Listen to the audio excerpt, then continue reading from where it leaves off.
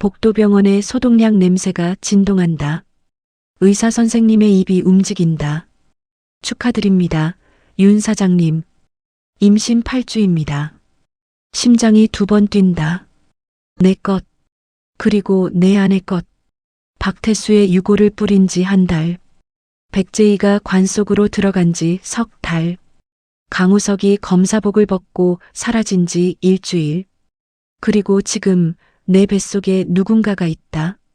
주차장으로 비틀거리며 걸어간다. 차 안에 앉는다.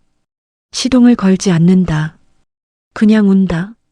소리 없이. 왜 하필 지금이냐고. 왜 그들이 있을 때가 아니라. 주머니에서 모래시계를 꺼낸다. 태수가 마지막 면회 때 쥐어준 것. 혜린아, 끝이 아니라 새로운 시작이 될 수도 있는 거야. 모래가 떨어진다. 10년이 시작된다. 당신은 모든 것을 알고 있다고 생각하십니까? 박태수가 사형장에서 어떻게 죽었는지, 백제이가 왜 공항에서 쓰러졌는지, 강우석이 친구에게 사형을 구형하면서 무슨 생각을 했는지, 그리고 나 윤혜린이 그 모든 것을 견디고도 어떻게 살아남았는지. 10년이 흘렀습니다. 모래시계를 10번 뒤집어도 모자랄 만큼 긴 시간이었습니다. 하지만 어떤 진실은 시간이 지나도 모래 속에 묻히지 않습니다. 오히려 더 선명해질 뿐입니다. 당신들이 본 것은 결말이 아니었습니다. 그것은 시작이었습니다. 진짜 이야기는 그 이후에 시작되었습니다. 태수의 육골을 산에 뿌리고 제2의 관을 땅에 묻고 우석이 나를 혼자 남겨둔 그 순간부터 1988년 그의 겨울이었습니다. 태수의 육골을 우석과 함께 산에 뿌린 지 1달이 지났을 무렵 나는 알게 되었습니다. 내 몸 안에 또 하나의 생명이 자라고 있다는 것을. 처음엔 믿을 수 없었습니다. 아니, 믿고 싶지 않았다는 게 맞겠습니다. 2 남자가 내 곁을 떠난 이 상황에서 어떻게 새 생명이 찾아올 수 있단 말입니까? 병원에서 의사 선생님이 말했습니다. 축하드립니다, 윤 사장님. 임신 8주입니다. 축하라니. 나는 그 말이 이해되지 않았습니다. 제이가 죽었습니다. 태수가 처형당했습니다. 내가 사랑했던 2 남자가 모두 사라진 세상에서 무엇을 축하하라는 겁니까? 진료실을 나와 차에 앉아서 한참을 울었습니다. 슬퍼서가 아니었습니다. 화가 났던 겁니다.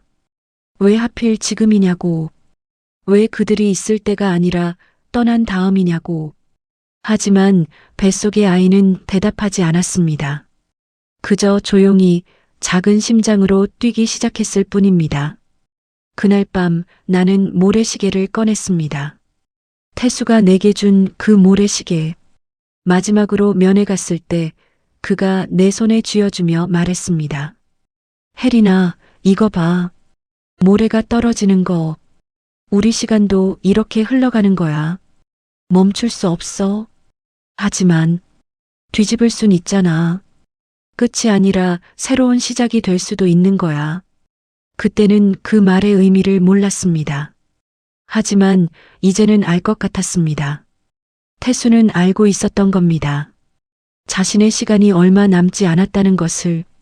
그리고 내게 선택을 맡긴 겁니다. 끝으로 받아들일지 아니면 새로운 시작으로 만들지. 나는 배에 손을 얹었습니다. 그리고 속삭였습니다. 아빠가 누군지는 모르겠어. 제일 수도 있고 아니면. 말을 멈췄습니다.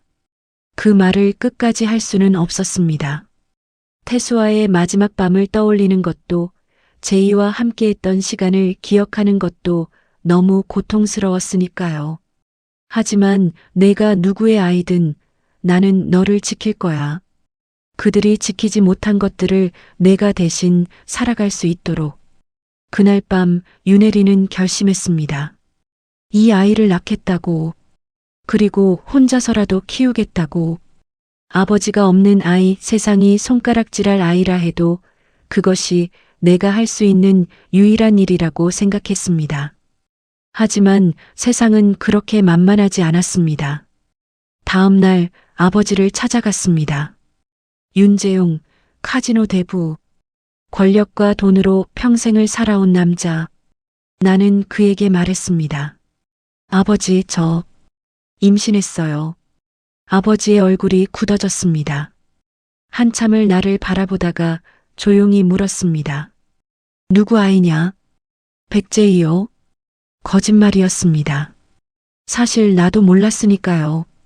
하지만 제이라고 말하는 것이 그나마 덜 복잡했습니다. 태수의 아이라고 말할 수는 없었습니다. 사형수의 아이를 임신했다고 말하는 순간 아버지가 무슨 짓을 할지 뻔했으니까요. 아버지는 긴 한숨을 내쉬었습니다. 제이는 죽었다. 아버지 없는 아이를 낳는다는 게 무슨 의미인지 알고 있느냐? 알아요. 하지만 낳을 거예요. 혜린아. 아버지의 목소리가 낮아졌습니다. 넌 카지노 윤재용의 딸이다. 내가 미혼모가 되는 순간 우리 가문이 어떻게 되는지 생각해 봤느냐? 가문이요? 나는 웃었습니다. 쓴웃음이었습니다. 아버지, 제가 사랑한 남자 둘이 죽었어요. 한 명은 조직폭력배 두목이었고 한 명은 사형수였습니다. 이미 우리 가문 체면 같은 건 다 무너졌어요. 아버지는 아무 말도 하지 않았습니다. 그저 나를 바라볼 뿐이었습니다. 그의 눈에서 나는 보았습니다. 실망, 분노, 그리고 연민. 나 알아. 결국 아버지가 말했습니다. 하지만 조건이 있다. 아이 아버지가 누군지 절대 밝히지 마라. 그리고 내 손자는 내가 키운다. 나는 고개를 저었습니다. 아니에요. 제가 키울 거예요. 넌 카지노를 물려받아야 한다. 사업을 배워야 하고 조직을 다스려야 한다. 아이를 키우면서 할 수 있는 일이 아니야. 그럼 두 가지 다 하겠습니다. 아버지는 나를 한참 바라보다가 결국 고개를 돌렸습니다. 내 고집대로 해라. 하지만 후회하지 마라. 이 세상은 여자에게, 특히 혼자 아이를 키우는 여자에게 가혹하다. 그날 나는 알았습니다. 내 앞에 놓인 10년이 얼마나 힘들지. 하지만 두려워하지 않았습니다. 아니, 두려움보다 더 큰 것이 있었습니다. 이 아이를 통해 태수와 제이가 살아있음을 증명하고 싶었습니다. 그들이 사랑했던 것, 지키려 했던 것, 이루지 못한 꿈들을 이 아이가 대신 살아주기를 바랐습니다. 모래시계를 뒤집었습니다. 10년의 모래가 천천히 떨어지기 시작했습니다. 생명이 도착했다. 1989년 4월 15일 아이가 태어났습니다. 진통이 시작된 건 새벽 3시였습니다. 혼자 병원에 갔습니다. 아버지에게 연락하지 않았습니다. 우석에게도 알리지 않았습니다. 그는 어딘가 멀리 떠나 있었고 나도 그가 어디 있는지 몰랐습니다. 혼자였습니다. 진통 속에서, 분만실에서, 그 모든 고통 속에서 나는 완전히 혼자였습니다. 하지만 이상하게도 외롭지 않았습니다. 진통이 밀려올 때마다 나는 생각했습니다. 태수가 사형대 앞에서 느꼈을 두려움을, 제이가 이종도 부하들에게 맞으며 느꼈을 고통을, 그들의 고통에 비하면 이것쯤은 아무것도 아니었습니다. 힘내세요, 윤 사장님. 조금만 더요. 간호사가 외쳤습니다. 나는 이를 악물고 힘을 주었습니다. 그 순간 나는 소리쳤습니다. 태수야, 제이야. 그들의 이름을 부르며 마지막 힘을 다했습니다. 그리고 마침내 아이의 울음소리가 들렸습니다. 축하드립니다. 건강한 사내 아이입니다. 사내 아이. 아들이었습니다. 나는 그 말을 듣는 순간 눈물이 터져 나왔습니다. 기쁨의 눈물이 아니었습니다. 슬픔의 눈물도 아니었습니다. 그저 모든 것이 뒤섞인 눈물이었습니다. 간호사가 아이를 내 가슴에 올려놓았습니다. 작았습니다. 너무나 작고 연약한 생명이었습니다. 하지만 그 작은 몸에서 뜨거운 온기가 느껴졌습니다. 나는 아이를 바라보았습니다.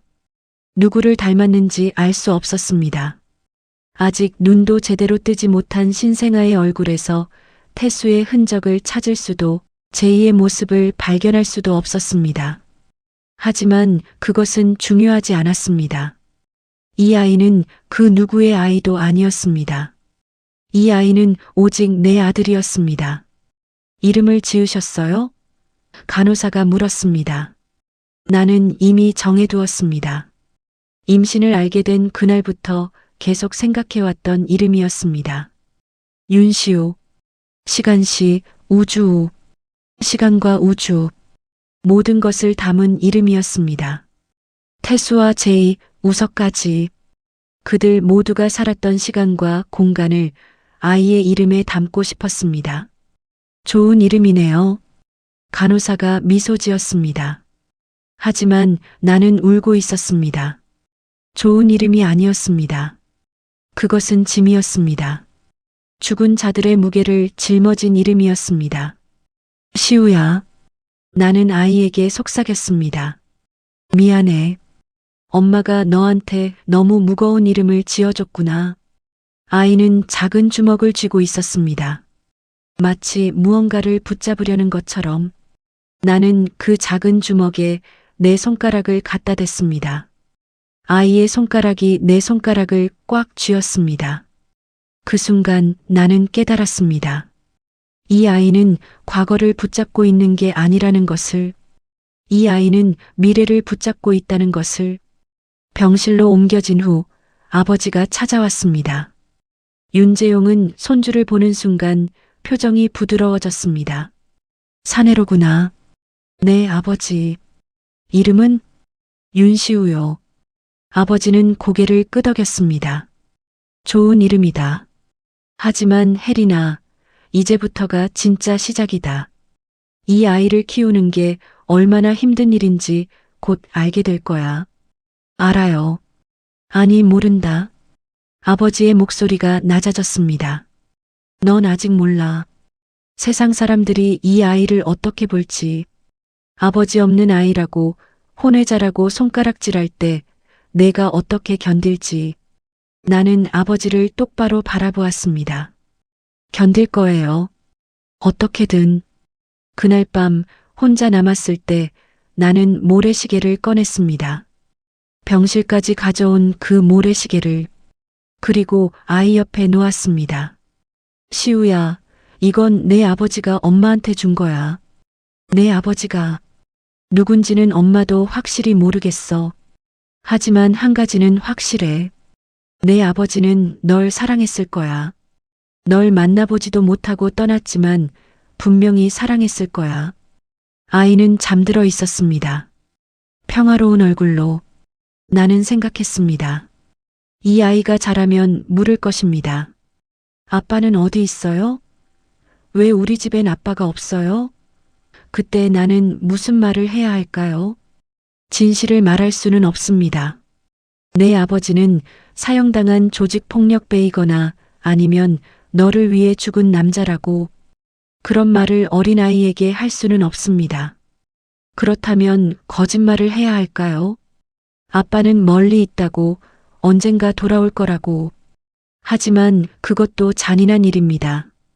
결코 오지 않을 사람을 기다리게 만드는 것이니까요.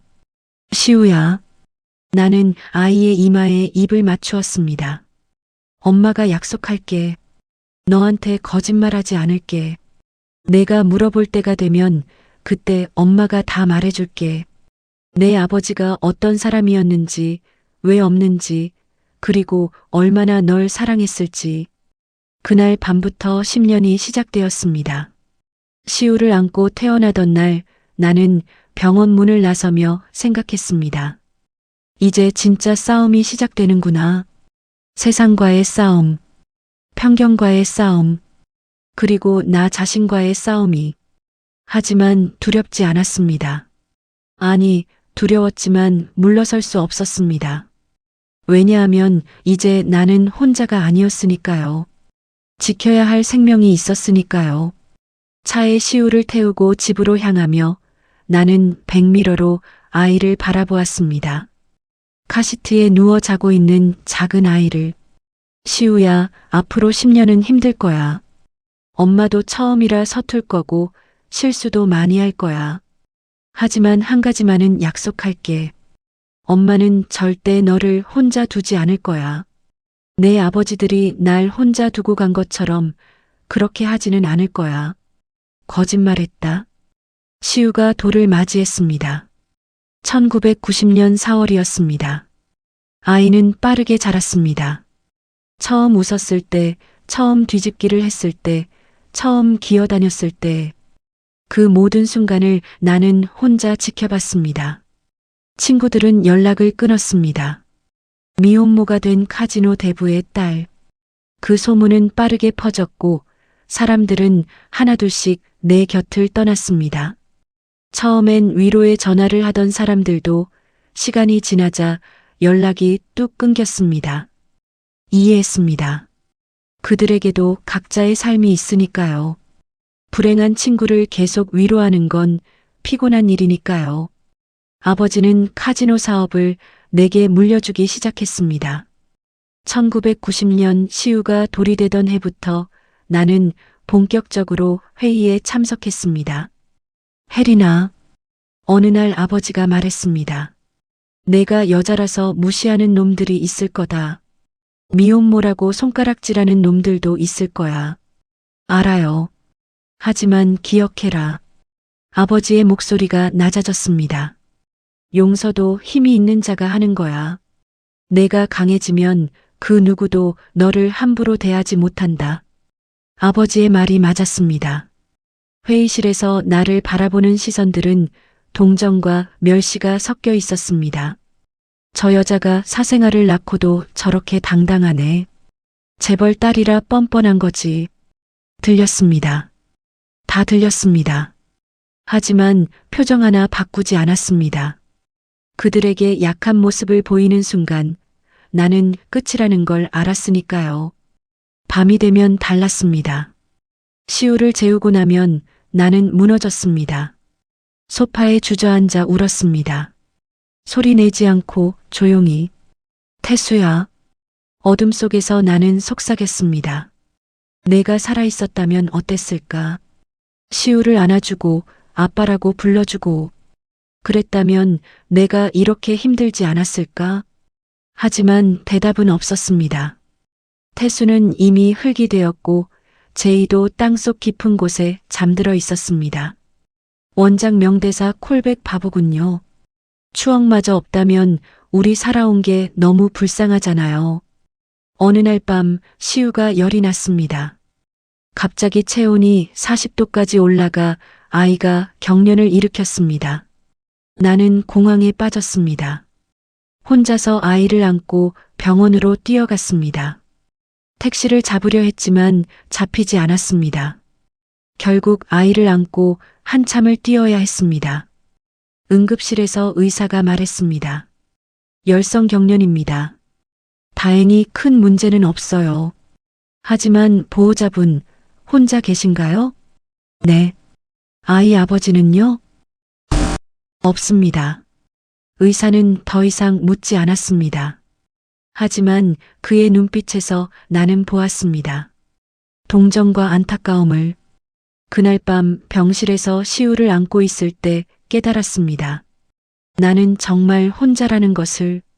이 아이가 아플 때, 내가 쓰러질 때 그 누구도 우리를 도와주지 않을 거라는 것을.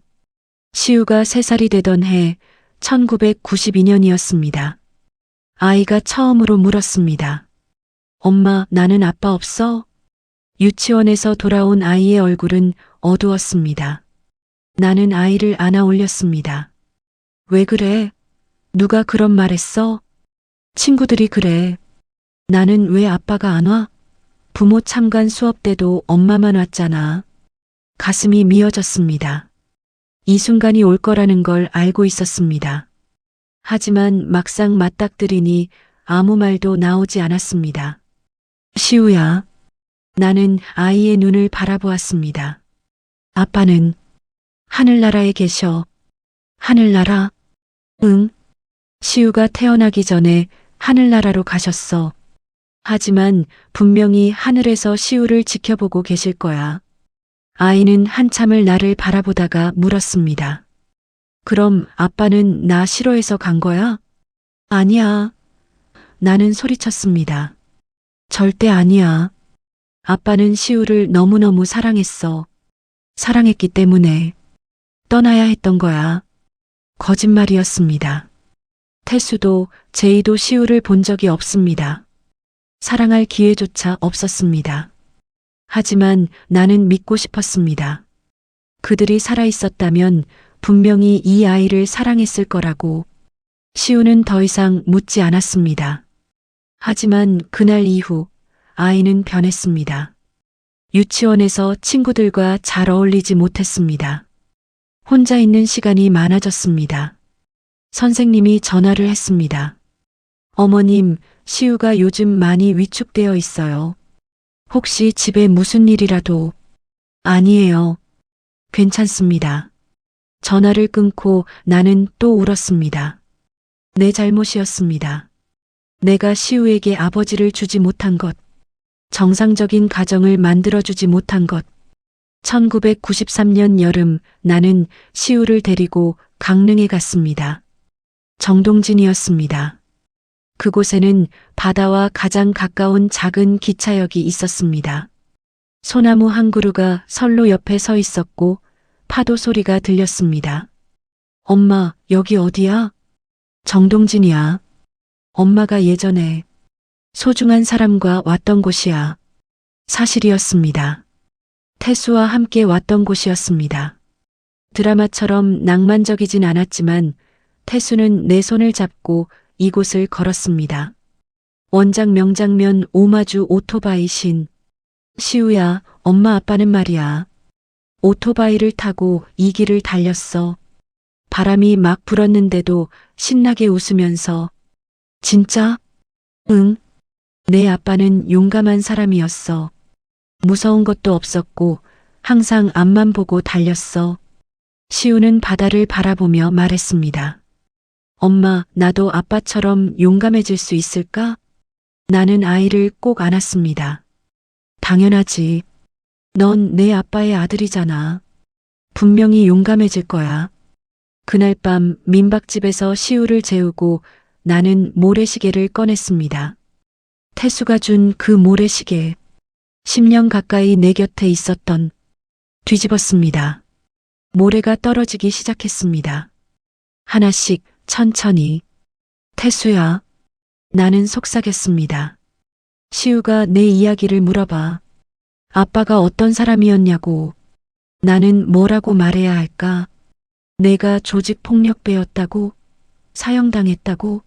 그렇게 말할 순 없잖아. 모래시계는 대답하지 않았습니다. 그저 모래만 떨어뜨릴 뿐이었습니다. 하지만 한 가지는 확실해. 넌 사랑할 줄 아는 사람이었어. 불의를 보면 참지 못하는 사람이었어. 그것만으로도 충분해. 시우에게 그것만 전해줄 수 있다면. 그날 밤 나는 결심했습니다. 시우에게 거짓말을 하지 않겠다고. 언젠가 이 아이가 진실을 감당할 수 있을 만큼 자라면 그때 모든 것을 말해주겠다고. 하지만 그 언젠가가 얼마나 먼 미래일지 그때는 몰랐습니다.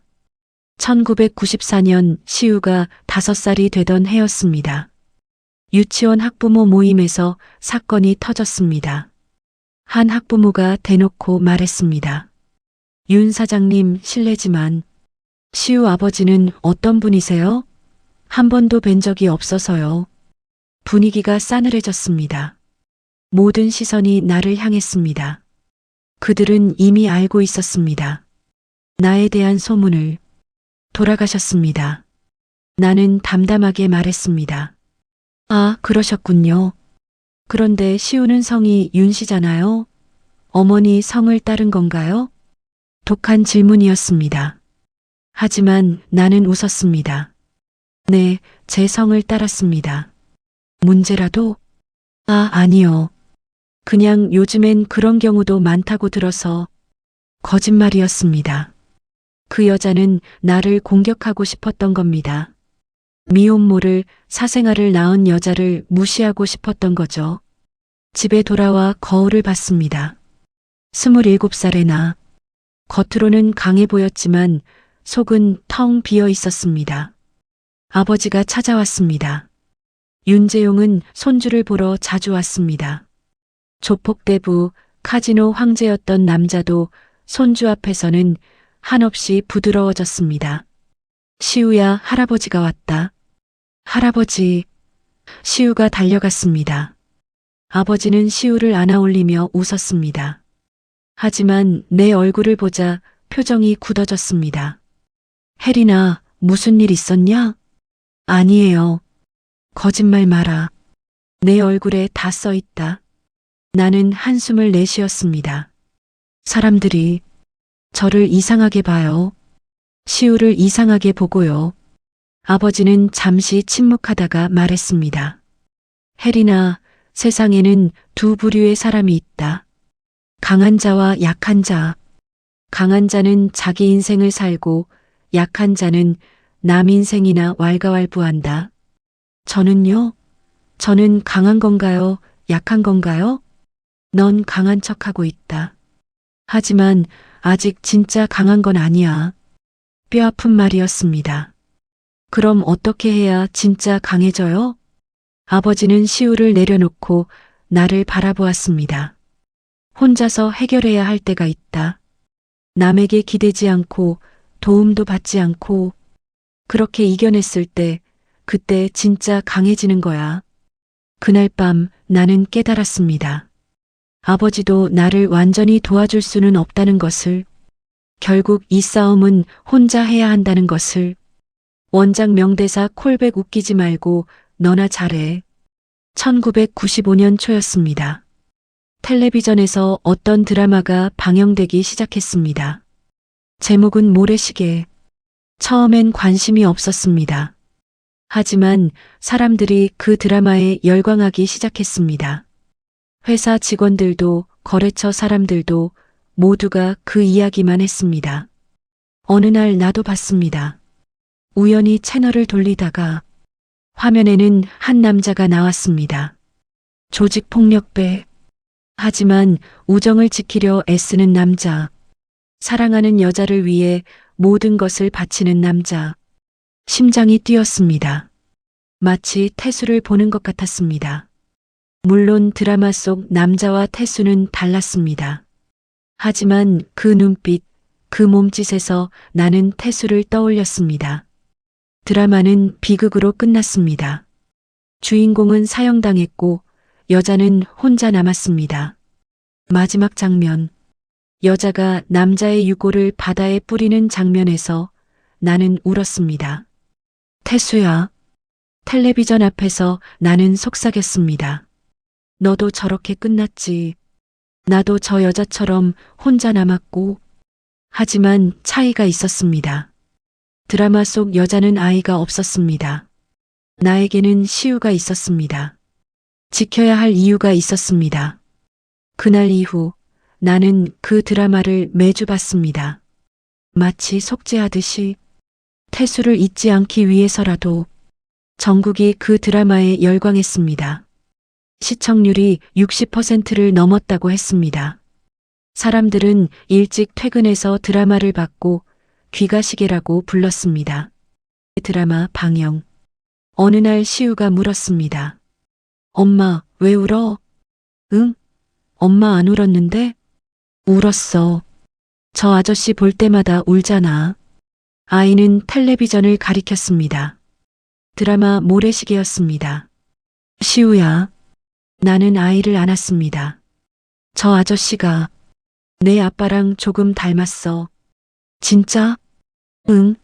내 아빠도 저렇게 용감했어. 친구를 위해 싸우고 사랑하는 사람을 지키려고 했어. 그럼 우리 아빠도 저 아저씨처럼 죽은 거야? 가슴이 철렁 내려앉았습니다. 5살짜리 아이가 이미 죽음을 이해하고 있었습니다. 그래. 비슷해. 시우는 한참을 드라마를 보다가 말했습니다. 엄마, 나는 아빠 만나고 싶어. 시우야, 하늘나라 가면 만날 수 있어? 나는 대답할 수 없었습니다. 그저 아이를 꼭 안아줄 수밖에. 그날 밤 시우를 재우고 나는 모래시계를 꺼냈습니다. 그리고 결심했습니다. 시우가 10살이 되면 그때 모든 진실을 말해주겠다고. 아버지가 누구였는지, 어떻게 살았는지, 왜 없는지 모두 말해주겠다고. 하지만 그 약속을 지킬 수 있을지 그때는 몰랐습니다. 진실이 때로는 거짓말보다 더 잔인하다는 것도 몰랐습니다. 모래시계를 뒤집었습니다. 5년의 모래가 이미 떨어졌습니다. 앞으로 5년이 더 남았습니다. 그 사람이 돌아왔다. 1996년 가을이었습니다. 시우가 7살이 되던 해, 나는 아버지의 카지노 사업을 거의 완전히 물려받았습니다. 윤재용 회장은 건강이 나빠지고 있었고 실질적인 경영은 내가 맡게 되었습니다. 그날도 평범한 하루였습니다. 회사에서 회의를 마치고 시우를 학원에서 데려와 집으로 돌아가는 길이었습니다. 차를 몰고 가는데 신호등 앞에서 한 남자가 횡단보도를 건너고 있었습니다. 심장이 멎었습니다. 그 뒷모습, 그 걸음걸이, 그 어깨선. 엄마, 왜 그래? 뒷좌석에서 시우가 물었습니다. 나는 대답하지 못했습니다. 그 남자를 뚫어지게 쳐다보고 있었습니다. 남자가 고개를 돌렸습니다. 그리고 우리 차를 보았습니다. 강우석이었습니다. 8년 만이었습니다. 1988년 태수의 유골을 함께 뿌리고 사라진 그 남자. 검사복을 벗고 어디론가 떠났던 그 사람. 우석도 나를 봤습니다. 그의 눈이 커졌습니다. 그리고 잠시 멈칫했습니다. 신호등이 바뀌었습니다. 뒤에서 경적이 울렸습니다. 나는 정신을 차리고 차를 출발시켰습니다. 백미러로 뒤를 봤습니다. 우석은 횡단보도 건너편에 서서 우리 차를 바라보고 있었습니다. 엄마, 저 아저씨 아는 사람이야? 시우가 물었습니다. 아니야. 거짓말이었습니다. 집에 도착해서도 정신이 없었습니다.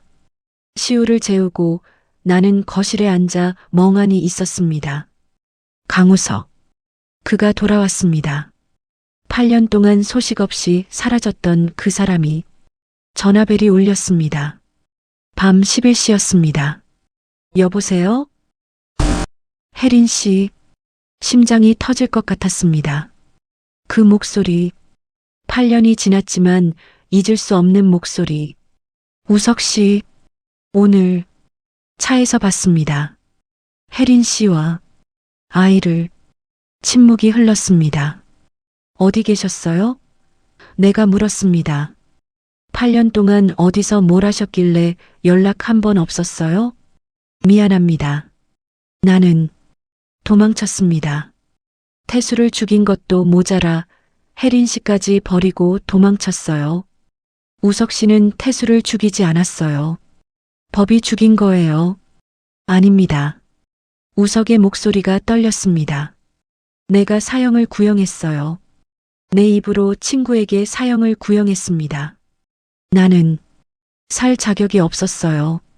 그래서요? 그래서 8년 동안 어디서 뭘 하신 거예요? 절에 있었습니다. 강원도 깊은 산속 절에서 속죄하며 살았습니다. 나는 웃었습니다. 비웃음이었습니다. 속죄요? 우석 씨는 혼자 산속에 들어가서 편하게 속죄하는 동안 나는 혼자 아이를 낳았어요. 혼자 키웠어요. 사람들의 손가락질 받으며 미혼모라는 낙인 찍히며 그렇게 8년을 버텼어요. 목소리가 커졌습니다. 하지만 시우가 깰까봐 다시 낮췄습니다. 우석 씨가 떠난 건 우석 씨 선택이에요. 하지만 저한테는 선택권이 없었어요. 저는 도망칠 수 없었어요. 이 아이 때문에. 그 아이가 우석이 조심스럽게 물었습니다. 제2의? 몰라요. 나는 솔직하게 말했습니다. 제일 수도 있고 아닐 수도 있어요. 태수의 아이일 수도 있다는 말입니까? 침묵했습니다. 그것이 답이었습니다. 한참 뒤 우석이 말했습니다. 만날 수 있을까요? 그 아이를 보고 싶습니다. 왜요? 그 아이가 누구의 아이든 태수나 제이의 핏줄이라면 나는 그 아이를 지켜야 할 의무가 있습니다. 친구로서 나는 웃었습니다. 이번엔 슬픈 웃음이었습니다. 우석 씨, 8년 늦었어요. 이 아이는 이미 컸어요. 아빠 없이도 잘 자라고 있어요. 지금 와서 나타나서 뭐 하시게요? 혜린 씨, 가세요. 다시 절로 돌아가세요. 우리는 우석 씨 없이도 잘 살 수 있어요. 전화를 끊으려는 순간 우석이 소리쳤습니다. 혜린 씨, 나도 혼자 살기 힘들었습니다. 손이 멈췄습니다. 8년 동안 매일 밤 악몽을 꿨습니다. 태수가 사형대에서 날 보며 웃던 그 얼굴, 제이가 공항에서 피를 흘리며 쓰러지던 그 모습, 혜린 씨가 울먹이던 그 목소리, 그것들이 나를 미치게 만들었어요. 우석의 목소리가 부서졌습니다. 나는 검사를 그만뒀습니다. 법으로 친구를 구할 수 없다면 검사로 살 이유가 없었으니까요. 하지만 그것도 도망이었어요. 진짜 용기는 계속 싸우는 거였는데 나는 도망쳤어요. 이제 돌아왔습니다. 늦었지만 이제라도 제가 할 일을 하려고 합니다. 혜린 씨와 그 아이를 지키겠습니다. 그게 친구들에게 할 수 있는 마지막 일이니까요. 나는 한참을 침묵하다가 말했습니다. 내일 오후 3시 올림픽 공원 거기서 만나요. 감사합니다. 전화를 끊었습니다. 거실에 앉아 한참을 멍하니 있었습니다. 강우석이 돌아왔습니다. 8년 만에. 하지만 기쁘지 않았습니다. 오히려 두려웠습니다. 그가 돌아온 순간 내가 8년 동안 쌓아온 모든 것이 무너질 것 같았습니다. 시우의 방으로 갔습니다. 아이는 평화롭게 자고 있었습니다. 시우야, 나는 속삭였습니다. 내일 엄마 친구 한 분이 우릴 만나러 와. 내 아빠의 친구였던 분이야.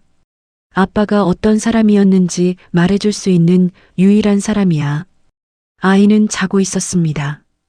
대답할 수 없었습니다. 나는 모래시계를 꺼냈습니다. 8년 동안 나를 지켜준 이 모래시계. 뒤집었습니다. 태수야, 제이야. 나는 어둠 속에서 속삭였습니다. 우석이가 돌아왔어. 너희들의 마지막 친구가. 나는 어떻게 해야 할지 모르겠어. 기뻐해야 할지, 화를 내야 할지. 모래는 대답하지 않았습니다. 그저 떨어질 뿐이었습니다. 다음 날 올림픽 공원에서 우석을 만났습니다.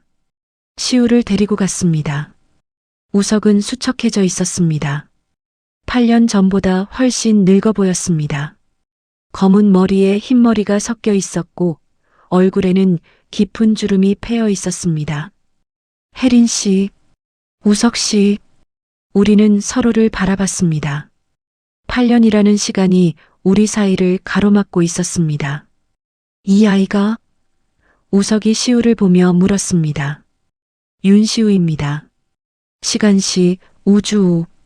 우석의 눈이 흔들렸습니다. 좋은 이름입니다.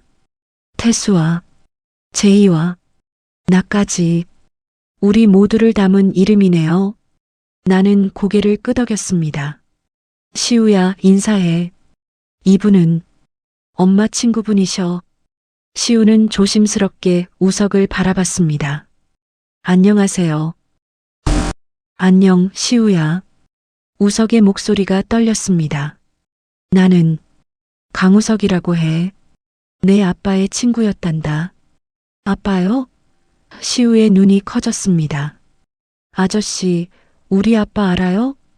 우석은 나를 보았습니다. 나는 고개를 끄덕였습니다. 그래, 안단다. 아주 잘 알지. 내 아빠는 세상에서 제일 용감한 사람이었어. 진짜요? 시우가 눈을 반짝였습니다. 우리 아빠 어떤 사람이었어요? 우석은 무릎을 꿇고 시우와 눈높이를 맞췄습니다. 내 아빠는 말이야. 친구를 위해서라면 뭐든 할 수 있는 사람이었어. 불의를 보면 참지 못했고 약한 사람을 괴롭히는 걸 제일 싫어했지. 그럼 우리 아빠는 영웅이었어요?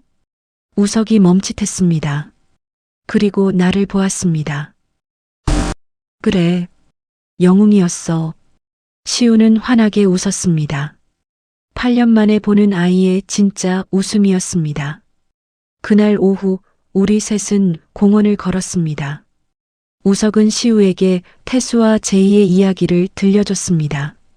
물론 각색된 이야기였습니다. 조직폭력배, 사형수, 그런 말들은 빼고, 하지만 본질은 진실이었습니다. 그들이 얼마나 우정을 소중히 여겼는지, 얼마나 용감했는지, 얼마나 사랑할 줄 아는 사람들이었는지. 시우는 처음으로 아버지에 대해 구체적인 이야기를 들었습니다. 그리고 빛났습니다. 하지만 나는 불안했습니다. 우석이 돌아온 순간부터 무언가 잘못될 것 같은 예감이 들었습니다. 그리고 그 예감은 틀리지 않았습니다. 함께라면 할 수 있을까? 우석이 돌아온 후 모든 것이 바뀌었습니다.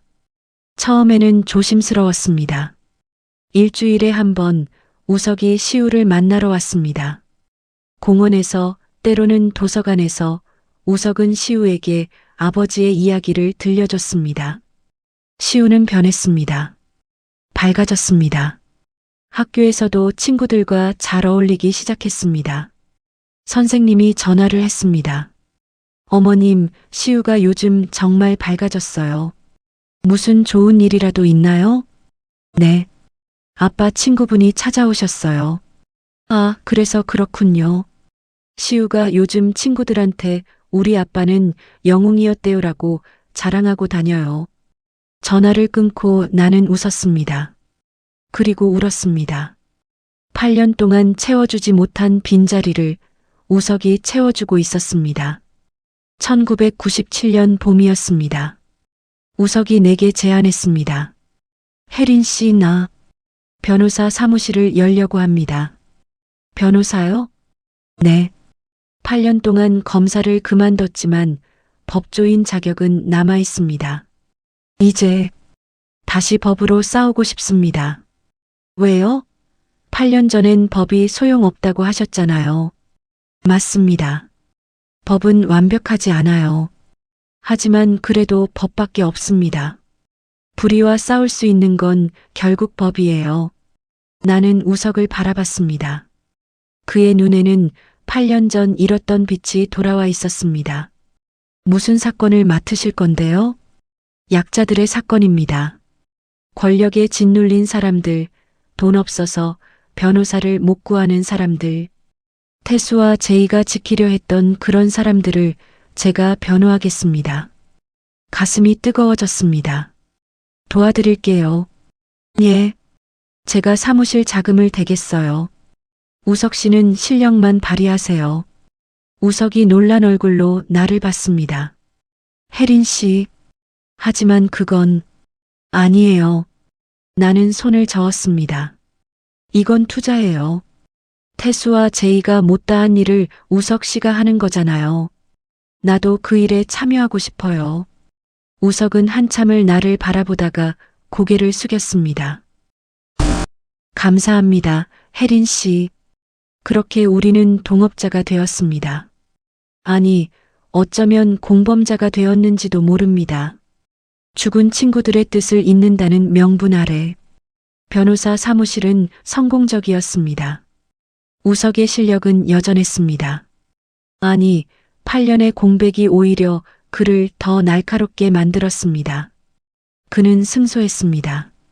권력형 비리 사건에서, 대기업 횡포 사건에서, 부당해고 사건에서 사람들은 그를 서민의 검사라고 불렀습니다. 나는 뒤에서 지원했습니다. 카지노에서 번 돈으로 사무실 운영비를 댔습니다. 아이러니했습니다. 도박장에서 번 돈으로 정의를 실현하다니. 하지만 행복했습니다. 8년 만에 처음으로 나는 의미 있는 일을 하고 있다고 느꼈습니다. 시우도 행복했습니다. 우석은 이제 일주일에 2번, 3번씩 우리를 찾아왔습니다. 저녁을 같이 먹고 시우의 숙제를 봐주고 때로는 축구도 해줬습니다. 엄마, 어느 날 시우가 물었습니다. 우석 아저씨가 우리 아빠면 안 돼? 심장이 멎었습니다. 왜 그런 생각을 해? 우석 아저씨 좋아. 착하고 재밌고 나한테 우리 아빠 이야기도 해주고. 우석 아저씨가 아빠였으면 좋겠어. 나는 아이를 안았습니다. 시우야, 우석 아저씨는 정말 좋은 분이야. 하지만 아빠는 아니야. 아빠는 하늘에 계셔. 알아. 그래도 좋겠어. 그날 밤 우석에게 전화했습니다. 우석 씨, 오늘 시우가 그러는데요. 시우의 말을 전했습니다. 우석은 한참 침묵하다가 말했습니다. 혜린 씨, 저도 가끔 생각합니다. 내가 시우의 아버지가 될 수 있을까? 태수나 제이를 대신할 수는 없지만 적어도 옆에서 지켜줄 수는 있지 않을까? 우석 씨, 하지만 알고 있습니다. 나는 그럴 자격이 없어요. 친구들을 죽게 만든 사람이, 혜린 씨를 8년 동안 혼자 두고 떠났던 사람이 어떻게 감히. 우석 씨, 나는 말을 끊었습니다. 자격 같은 건 중요하지 않아요. 중요한 건 우리가 함께 할 수 있느냐예요. 함께요? 우리는 친구잖아요. 나는 웃었습니다. 태수가 그랬잖아요. 친구는 끝까지 함께 가는 거라고. 우석 씨, 우리 함께 가요. 시우를 위해서라도. 그날 밤 무언가 시작되었습니다. 사랑이라고 부르기에는 너무 복잡했고 우정이라고 하기에는 너무 깊었습니다. 하지만 분명한 건 우리는 더 이상 혼자가 아니었습니다. 1997년 여름 우석은 큰 사건을 맡았습니다. 정치인 비리 사건이었습니다. 권력의 핵심부를 건드리는 사건이었습니다. 위험할 거예요. 내가 말했습니다. 알고 있습니다. 하지만 해야 합니다. 이게 바로 태수가 싸우려 했던 것이에요. 부패한 권력. 우석은 이겼습니다. 정치인은 유죄 판결을 받았고 언론은 우석을 영웅으로 칭송했습니다. 하지만 그날 밤 우석에게 협박 전화가 왔습니다. 강 변호사, 선 넘지 마세요. 다음번에는 가만 안 둡니다. 우석은 웃으며 전화를 끊었습니다. 혜린 씨, 무섭지 않습니다. 태수와 제이가 함께 있는 것 같아요. 나는 이제 도망가지 않을 겁니다. 하지만 나는 불안했습니다. 우석이 너무 앞으로 나가고 있었습니다. 마치 뭔가를 증명하려는 것처럼. 우석 씨, 조심하세요. 시우가 이제 당신을 필요로 해요.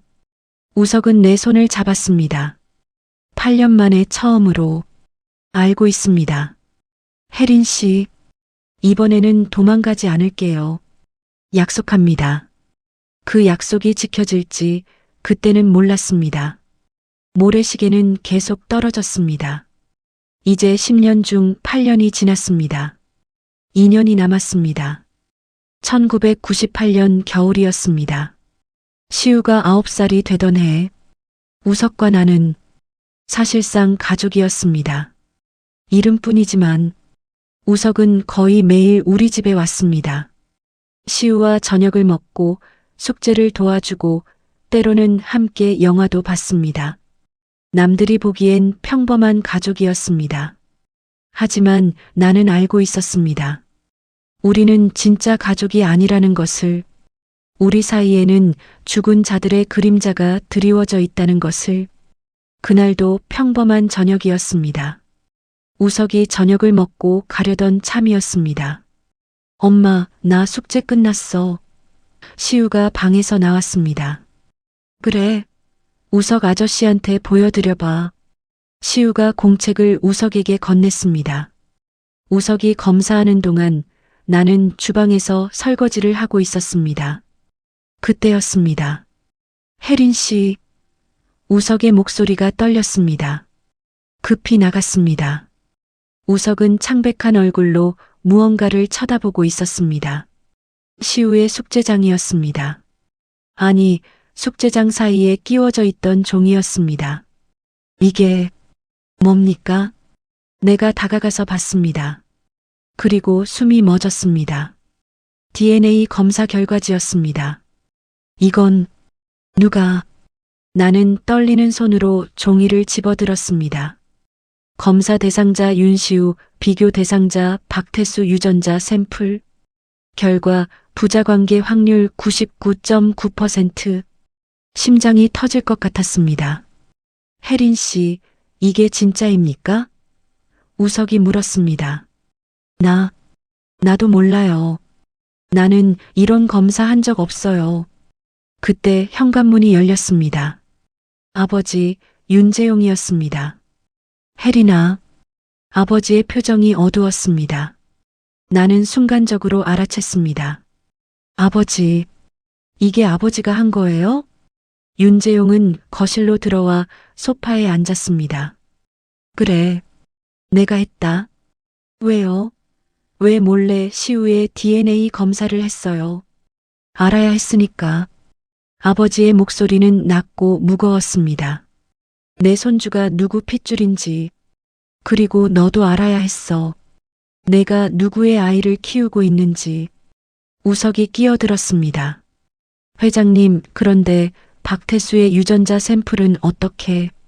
사형 집행 전에 채취했다. 아버지가 담담하게 말했습니다. 태수 그 친구가 죽기 전날 면회 갔을 때 머리카락 한 올을 얻어왔어. 언젠가 필요할 것 같아서. 나는 주저앉았습니다. 소파에 털썩 앉아 종이를 쳐다봤습니다. 시우는 태수의 아들이었습니다. 9년 동안 불확실했던 것이 마침내 확실해졌습니다. 엄마, 무슨 일이야? 시우가 불안한 얼굴로 물었습니다. 아무것도 아니야, 시우야. 방에 들어가 있어. 하지만 들어가. 내가 소리쳤습니다. 시우는 놀란 얼굴로 방으로 들어갔습니다.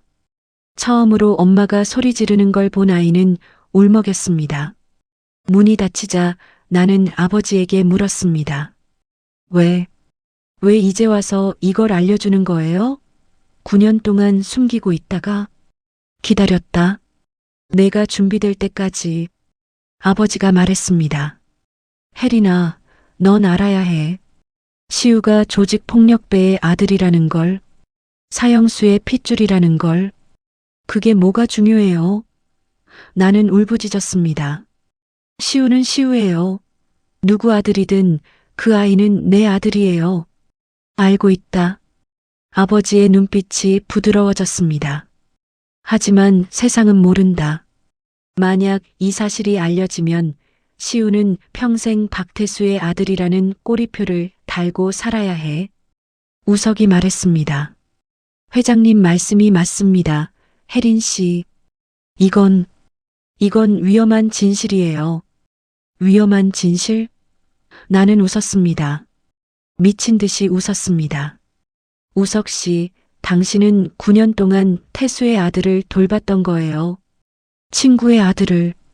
우석의 얼굴이 일그러졌습니다. 맞습니다. 나는 몰랐어요. 하지만 어쩌면 마음속으로는 알고 있었는지도 모르겠습니다. 시우를 볼 때마다 태수가 보였으니까요. 그때 시우의 방문이 열렸습니다. 아이가 나왔습니다. 눈물 범벅이었습니다. 엄마, 나 때문에 엄마가 우는 거야? 심장이 찢어지는 것 같았습니다. 아니야, 시우야. 엄마는 들었어. 시우가 말했습니다. 다 들었어. 나는 조직폭력배 아들이래. 사형수 아들이래. 시우야. 아이가 울부짖었습니다. 그래서 우리 아빠가 없는 거야? 그래서 친구들이 나한테 이상하게 구는 거야? 나는 아이를 껴안았습니다. 아니야, 아니야. 시우야, 내 아빠는 나쁜 사람이 아니었어. 잘못된 길을 갔을지 몰라도 마음만은 착한 사람이었어. 거짓말. 시우가 나를 밀어냈습니다. 엄마는 거짓말쟁이야. 아빠가 영웅이라고 했잖아. 착한 사람이라고 했잖아. 시우야. 아이는 방으로 뛰어들어가 문을 쾅 닫았습니다. 나는 그 자리에 주저앉아 울었습니다. 9년 동안 참았던 눈물이 터져 나왔습니다. 우석이 내 옆에 앉았습니다. 혜린 씨, 미안합니다. 내가 태수를 지켜줬어야 했는데, 그랬다면 이런 일은 아니에요. 나는 고개를 저었습니다. 우석 씨 잘못이 아니에요. 이건 우리 모두의 잘못이에요. 아니, 잘못이 아니라 운명이에요. 아버지가 말했습니다. 혜린아, 이제 결정해야 한다. 이 사실을 계속 숨길 건지 아니면 시우에게 진실을 말할 건지. 나는 종이를 쳐다봤습니다. DNA 검사 결과지. 박태수, 내가 사랑했던 남자. 사형대에서 죽은 남자. 그의 핏줄이 내 몸에서 나왔습니다. 9년 동안 내가 키웠습니다. 말할 거예요. 나는 결심했습니다. 시우가 10살이 되면 모든 걸 말해줄 거예요. 아빠가 누구였는지, 어떻게 살았는지, 왜 죽었는지, 그리고 엄마가 왜 아빠를 사랑했는지. 우석이 내 손을 잡았습니다. 혜린 씨, 나도 함께 하겠습니다. 시우에게 태수 이야기를 해주겠어요. 친구로서 그리고 삼촌으로서. 그날 밤 시우의 방문 앞에 섰습니다. 노크했습니다. 시우야, 엄마야. 문 열어줄래? 대답이 없었습니다. 시우야, 엄마가 미안해. 거짓말한 거 미안해. 하지만 한 가지만은 거짓말이 아니야. 내 아빠는 영웅이었어. 세상이 뭐라고 하든 엄마한테는 영웅이었어. 한참 뒤 문이 열렸습니다. 시우는 눈이 빨갛게 부어 있었습니다. 엄마, 나는 나쁜 애야? 가슴이 찢어졌습니다. 아니야. 넌 세상에서 제일 소중한 아이야. 내 아빠가 어떤 사람이었든 그건 내 잘못이 아니야. 하지만 사람들이 알면 나를 이상하게 볼 거잖아. 그럼 우리가 당당하면 돼. 나는 아이를 꼭 안았습니다. 내 아빠는 잘못된 선택을 했을지 몰라도 사랑할 줄 아는 사람이었어. 친구를 위해 목숨 걸 수 있는 사람이었어. 그게 내 아빠야. 시우는 한참을 울다가 물었습니다. 엄마, 우리 아빠 나를 사랑했을까? 당연하지. 나는 아이의 눈을 바라봤습니다. 너를 만나보지도 못하고 떠났지만 분명히 사랑했을 거야. 내가 이렇게 착하고 용감한 아이로 자랄 줄 알았다면 더 사랑했을 거야. 그날 밤 시우는 내 품에서 잠들었습니다. 9년 만에 처음으로 모든 진실을 안 채로. 거실로 나왔을 때 우석과 아버지는 아직 있었습니다. 혜린 씨, 우석이 말했습니다. 내일부터 시우를 정식으로 돌보겠습니다. 법적 보호자는 아니지만 적어도 아버지 역할은 할 수 있을 거예요. 우석 씨, 태수가 못다한 일을 내가 하겠습니다. 친구의 아들을 지키는 것. 그게 내가 할 수 있는 마지막 속죄예요. 아버지가 일어섰습니다. 우석 변호사, 당신을 믿겠소. 하지만 명심하시오. 시우는 이제 이 세상에서 가장 위험한 아이요. 박태수의 아들이라는 게 알려지는 순간 그 아이는 표적이 될 거요. 알고 있습니다, 회장님. 아버지는 나를 보았습니다. 혜린아, 너도 조심해라. 이제부터 진짜 싸움이 시작될 거다. 그날 밤 모두가 떠난 후 나는 모래시계를 꺼냈습니다. 10년 동안 나를 지켜준 이 모래시계, 태수가 준 이 모래시계, 뒤집었습니다. 태수야, 나는 속삭였습니다. 시우는 내 아들이었어. 9년 동안 확신하지 못했던 게 이제야 확실해졌어. 모래가 떨어졌습니다. 미안해. 내 아들을 9년 동안 내 아들이라고 확신하지 못한 채 키웠어. 하지만 이제는 확실해. 시우는 내 아들이고 나는 그 아이를 끝까지 지킬 거야. 모래시계 속 모래는 거의 다 떨어졌습니다. 10년 중 9년이 지났습니다. 1년이 남았습니다. 그리고 그 1년 안에 모든 것이 결정될 것입니다. 모래시계는 다시 뒤집힌다. 1999년 4월 15일, 시우의 10번째 생일이었습니다. 우리는 정동진에 왔습니다. 나, 시우, 그리고 우석. 10년 전 내가 태수와 함께 왔던 그곳, 바다가 보이는 작은 카페에 앉았습니다. 시우는 창밖을 바라보며 말했습니다. 엄마, 여기 예쁘다. 그래, 예쁘지. 엄마가 내 아빠와 함께 왔던 곳이야. 시우는 나를 보았습니다. 9년 전과는 다른 눈빛이었습니다. 이제 아이는 알고 있었습니다. 자신의 아버지가 누구인지. 엄마, 나 오늘 10살이잖아. 그래. 엄마가 약속했잖아. 10살 되면 아빠 이야기 다 해준다고. 나는 우석을 보았습니다. 우석이 고개를 끄덕였습니다. 그래, 시우야. 오늘 엄마가 모든 걸 말해줄게. 우리는 바닷가로 나갔습니다. 파도 소리가 들렸습니다. 10년 전에도 지금도 변함없이 나는 모래시계를 꺼냈습니다. 태수가 준 그 모래시계. 시우야, 이거 봐. 이게 내 아빠가 엄마한테 준 거야. 모래시계네. 그래. 내 아빠는 이걸 주면서 말했어. 시간은 흐른다. 멈출 수 없다. 하지만 뒤집을 순 있다고. 시우는 모래시계를 받아들었습니다. 무슨 뜻이야? 글쎄, 엄마도 10년 동안 생각했어. 그게 무슨 뜻일까? 그리고 이제야 알 것 같아. 나는 바다를 바라보았습니다. 시우야, 내 아빠 이름은 박태수야. 조직폭력배였어. 법을 어겼고 사람들을 다치게 했고 결국 사형을 받았지. 시우는 아무 말도 하지 않았습니다. 하지만 내 아빠는 나쁜 사람만은 아니었어. 친구를 사랑할 줄 알았고 약한 사람을 지키려 했고 불의를 보면 참지 못했어. 그리고 엄마를 사랑했어. 엄마도 아빠를 사랑했어? 그래. 미친 듯이 사랑했어. 우석이 끼어들었습니다. 시우야, 내 아빠는 내 친구였어. 제일 친한 친구. 우리는 어렸을 때부터 함께 자랐지. 싸우기도 많이 싸웠고 화해하기도 많이 했어. 그럼 삼촌은 왜 우리 아빠를? 말을 잇지 못했습니다. 하지만 우석은 알고 있었습니다. 왜 사형을 구형했느냐고? 우석의 목소리가 떨렸습니다. 그게 내가 친구한테 할 수 있는 마지막 일이었어. 태수는 나한테 말했거든. 너의 구형이라면 납득할 수 있다고. 시우는 한참을 생각하다가 물었습니다. 그럼 우리 아빠는 나쁜 사람이었어? 좋은 사람이었어? 나는 무릎을 꿇고 시우와 눈높이를 맞췄습니다.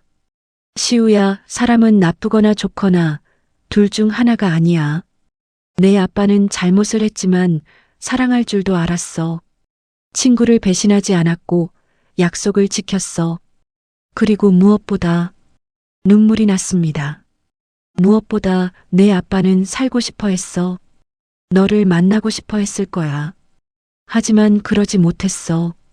그게 제일 슬픈 일이야. 시우는 한참을 생각하다가 말했습니다.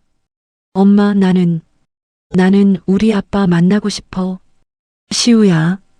하지만 못 만나잖아. 아빠는 죽었으니까. 아이는 모래시계를 바라보았습니다. 그럼 나는 어떻게 해야 돼? 아빠 없이 어떻게 살아야 돼? 시우야. 우석이 말했습니다. 내 아빠는 죽었지만 내 안에 살아있어. 내가 용감할 때, 내가 친구를 지킬 때, 내가 불의를 보고 화낼 때, 그때 내 아빠가 내 안에 살아있는 거야. 시우는 고개를 끄덕였습니다. 알겠어. 나는 아빠처럼 살고 싶어. 아빠의 좋은 점만 담고 싶어. 나쁜 점은 빼고. 나는 아이를 꼭 안았습니다. 그래, 시우야. 그렇게 하면 돼. 내 아빠의 용기는 배우고 실수는 반복하지 않으면 돼. 우리는 한참을 바다를 바라보며 서 있었습니다. 그때 시우가 물었습니다. 엄마, 모래시계 뒤집어도 돼? 응? 아빠가 말했잖아. 시간은 뒤집을 수 있다고. 나도 뒤집어 보고 싶어. 나는 모래시계를 건넸습니다. 시우는 조심스럽게 모래시계를 뒤집었습니다. 모래가 떨어지기 시작했습니다. 새로운 방향으로. 엄마, 이제 새로 시작하는 거야? 그래. 새로 시작하는 거야. 10년이 끝났습니다. 그리고 새로운 10년이 시작되었습니다. 2009년. 20살이 된 시우는 법대에 입학했습니다. 엄마, 나 변호사 될 거야. 우석 삼촌처럼. 왜? 아빠가 못다한 일을 내가 할 거야. 법으로 사람들을 지키는 거, 그게 아빠한테 할 수 있는 일인 것 같아. 우석은 여전히 우리 곁에 있었습니다. 법적으로는 가족이 아니었지만 실질적으로는 아버지였습니다. 어느 날 시우가 물었습니다. 삼촌, 그때 우리 아빠 마지막으로 만났을 때 뭐라고 했어? 우석은 한참을 생각하다가 말했습니다. 우석아, 미안하다. 내가 원하는 세상을 만들어주지 못해서. 하지만 포기하지 마. 너는 할 수 있어. 상식이 통하는 세상을 만들 수 있어. 시우는 고개를 끄덕였습니다. 알겠어. 내가 만들게. 아빠가 원했던 세상. 나는 그 모습을 보며 생각했습니다. 시간은 정말 뒤집힐 수 있구나. 태수가 죽고 제이가 떠나고 모든 게 끝난 줄 알았던 그때. 하지만 시우를 통해 새로운 시간이 시작되었습니다. 모래시계는 여전히 내 책상 위에 있습니다. 20년이 지났지만 여전히 모래를 떨어뜨립니다. 가끔 나는 생각합니다. 만약 태수가 살아있었다면 어땠을까? 만약 제이가 하와이에 무사히 도착했다면 어땠을까? 하지만 이내 고개를 젓습니다. 만약은 의미가 없습니다. 중요한 건 지금입니다. 시우가 살아있고 우석이 곁에 있고 나도 여전히 숨쉬고 있다는 것. 어느 날 시우가 말했습니다. 엄마, 나 결혼하면 아들 낳으면 이름 뭐로 지을까? 글쎄, 내가 정해. 나는 태우로 지을래. 태수 아빠의 태, 우석 삼촌의 우. 그리고 새로운 시작의 의미로. 나는 울었습니다. 기쁨의 눈물이었습니다. 좋은 이름이다, 시우야. 모래시계를 다시 뒤집었습니다. 시간은 흐릅니다. 멈출 수 없습니다. 하지만 뒤집을 순 있습니다. 끝이 아니라 새로운 시작이 될 수 있습니다. 태수야, 제이야, 그리고 우석아. 당신들이 살았던 시간, 사랑했던 사람들, 지키려 했던 것들, 그 모든 것이 시우를 통해 계속됩니다. 모래시계는 계속 뒤집힙니다. 영원히. 당신은 지금 누구의 시간을 살고 있습니까? 당신의 모래시계는 어느 방향으로 떨어지고 있습니까? 그리고 당신은 언제 그것을 뒤집을 건가요? 오늘도 저희 영상을 시청해 주셔서 너무나도 감사합니다. 재밌게 보셨다면 좋아요와 구독으로 저희 채널을 응원해 주세요. 아버님 그리고 어머님 항상 건강하세요.